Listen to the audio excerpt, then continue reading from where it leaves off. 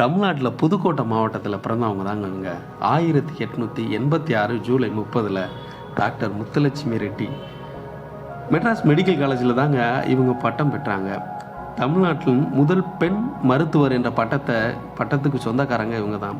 அது மட்டும் இல்லை, இந்தியாவின் முதல் பெண் அறுவை சிகிச்சை நிபுணரும் இவங்க தான்.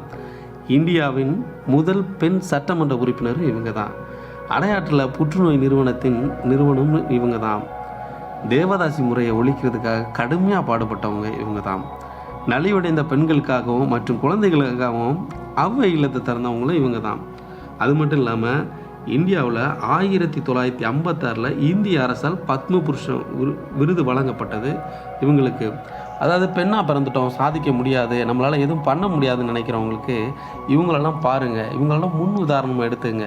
நல்லா படித்தா உங்களாலையும் எதையும் சாதிக்க முடியும். பெண்களால் இந்த உலகத்தில் சாதிக்க முடியாதுன்னு நினச்சி நீங்கள் வீட்டுக்குள்ளே இருந்தீங்கன்னா அடுப்பாங்கரையிலே தான் இருந்துருவீங்க. நல்லா படிச்சிங்கன்னா உங்களாலையும் சாதிக்க முடியும். தேங்க்ஸ் ஃபார் வாட்சிங்.